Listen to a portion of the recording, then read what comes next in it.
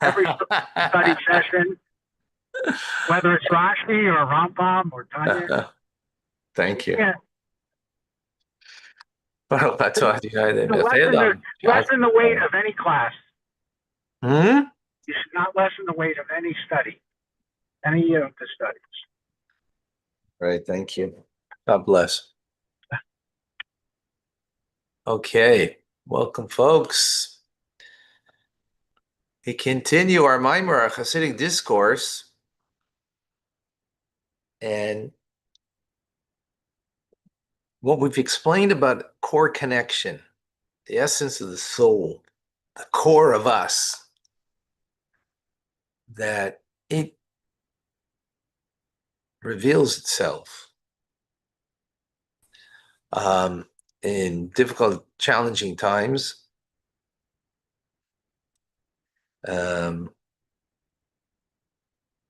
it brings out the juices, just like the pressing the olive to get the oil out of it, that it brings out the mo'or, brings the luminary of us within us, right? But then we spoke about also bringing out being crushing circumstance, that the crushing circumstance is not something of situation. Well, I shouldn't say it's not a situation. It is a situation, but it's coming from within us, although it is prompted by a reality outside. That reality is that the core of our being is godliness, and not godliness merely for ourselves, but godliness, period. So if there's a place in the world that godliness has not reached, that means whatever connection I have is not a core connection, is not an essential bond to God, because the infinite of God has no parameters, has no boundaries. It's everywhere. So it needs to express itself everywhere. So if there isn't a godliness in one place, that touches us. I told the story yesterday. Jewish family in a place that was disconnected from anyone and everyone. If you recall yesterday's story, won't repeat it now, to bring out that idea. So, and that's what brings a person. That's really it's not something that's caused externally. It's something that we have to come to, which now that I was going to explain.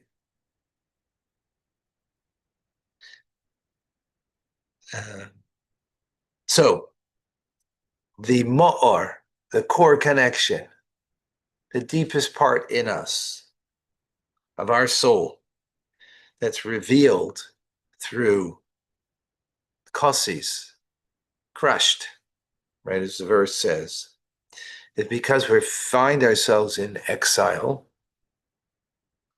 right? In other words, not because of a decree, not because of some external, well, I mean, this is an external circumstance, exile, if you will.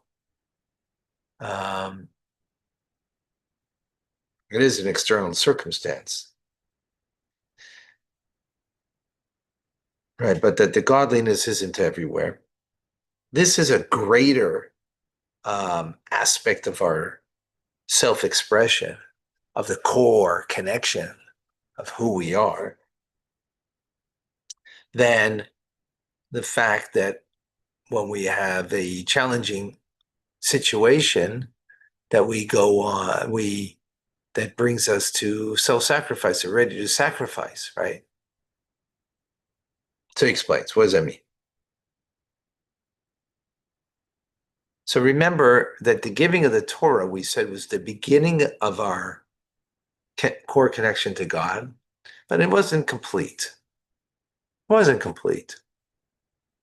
When was it complete? in the story of Purim, with the decree of uh, of uh, of Haman to destroy the Jewish people, right? And actually, specifically, um, after the miracle of, you know, of defeating the enemy in a calm time. So he explains why is it that you think God reveals himself at Mount Sinai? That's a core connection. Like, we haven't had that kind of experience since. So why is that only the beginning? As opposed to, again, the story of Purim. Now, why did we make a core connection and do something that was not usual, normal? You know, people accept things because they perceive they perceive the goodness in it. They feel the goodness in it. You know, that's good for them. But we said Nasa v'nishma. We said we will do God, and then we will understand and perceive, and we'll see its goodness. The opposite, right? Why do we do that? It's because God's revelation was overpowered us. Like imagine, you're standing by the mountain. It's like, you took the mountain and put it over you and said, well, either accept or you're going to be buried here. In other words, the revelation of God was so powerful that we had no choice but to accept God. We were compelled to choose God. Okay? We didn't choose God. We were compelled, not really free to choose. We were compelled. Right? And when you're compelled, it's not then the core authentic you. The story of Purim, in the days of the king of Ahasuerus, the Jewish people were not compelled to choose God. They could have chosen out. They could have chosen not to be Jewish and to opt out of a Jewish lifestyle. No, God wasn't compelling them at all. If anything, it was more compelling to opt out of being Jewish, because then the decree didn't affect you. No, I'm not one of them. So they freely chose it. Why they choose it? Because it was a core connection that was being revealed in them, that they revealed in themselves, rather. It didn't come from above, it came from within. We can say now and explain this further, that the faith that the Jewish people had, because the soul sees godliness above, meaning not my soul within me. My soul within me right now is within a body, right? It's confined, constrained. But the soul above, meaning my soul, that's not limited to the body, because my soul is not limited to my soul is not limited to my body. There's aspects of my soul that are beyond me, right? So that part of the soul that sees godliness, it trickles down into the soul the way it is within the body, right? The faith that we have in God is because of a reason, right? What's the reason? Because you see, not because you are. but you see godliness. There's you and what you see. And what you see is real to you. Your soul, the way it is, connected to your body, your soul within the body, is this different dimensions of the soul. After all, the soul does come from above. So there's that dimension of the soul, my soul, even though I'm living now, it's not disconnected from the way it is rooted above, right? That element of the soul is still there. That part of my soul sees godliness, right? As the Jewish people did at Mount Sinai. They perceived godliness, but that's external to me, right? Seeing something outside of me. And that caused the Jewish people now, because seeing is believing, so therefore they said, we will do and we will listen. In other words, it was compelling. It's like, you know, when you were somewhere and you experienced what you saw, not tell it over to a friend, not the same, right? What your friend is hearing, seeing is believing. Now your friend's only hearing. So your soul is seeing. That's compelling you. But what's compelling you? Something that you saw that's outside of you. Something that is causing you to accept God. Right? In the days of Achashverosh, nothing compelled the Jewish people except that they chose. Why they choose it? Because what came out then, it was revealed their connection, their core connection with godliness came from the soul itself, not from the experience itself, but from the soul itself, right? Not from the experience, right? Mount Sinai, it was the experience that brought out the core connection. That's why it didn't last. That's why 40 days later they were able to sin with the golden calf, because the experience brought it, not the core of my soul brought it. It means it came from within, meaning a core connection, essential connection, not just core, essential core connection that comes from the core of the person themselves, not from an experience, because experience is something outside of you. It's not you, anything you experience, right?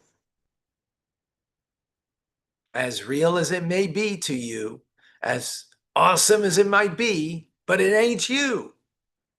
It's an experience you're having. So the Jewish people had an experience at Mount Sinai. That was unbelievable.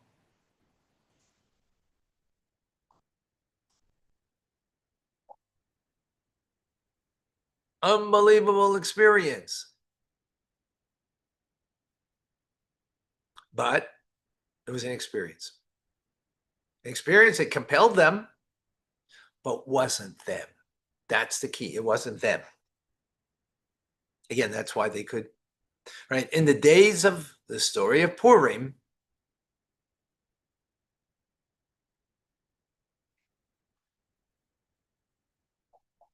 they were compelled.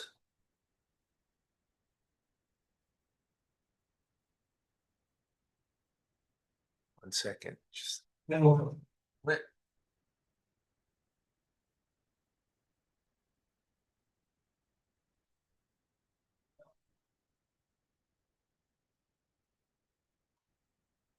Morning, good morning. Welcome. Oh, wow. Wonderful. Go inside. I'm just teaching online. Yeah.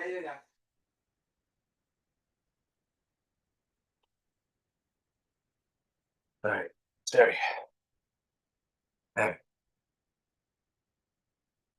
More detail over here. The revelation of the core connection, the essential soul. There's two ideas in this.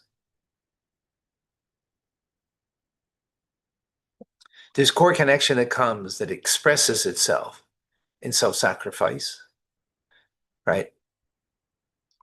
In other words, you will never sacrifice yourself for God unless you're coming to the core of yourself, because the most important thing to you is yourself, right? Self-preservation. That's the core of our animal soul, of our humanness, not our divinity, but of our humanness, right? Self-preservation physically, emotionally, right? Psychologically, and so on, right? So we're not talking about that at all here. That's off the charts, right? Because that's not authentic of who you are, right? To feel good about yourself is self-preservation, right? To look good is self-preservation. To be authentically good because of your divine nature, for God's sake, to go beyond the human condition, which is self-preservation, is the authentic, true, deeper core self that will express itself in one aspect of self-sacrifice. I put myself aside for the divine need. Now,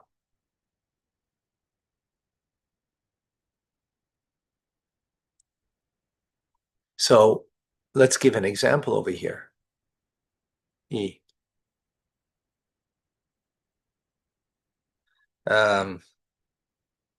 know what?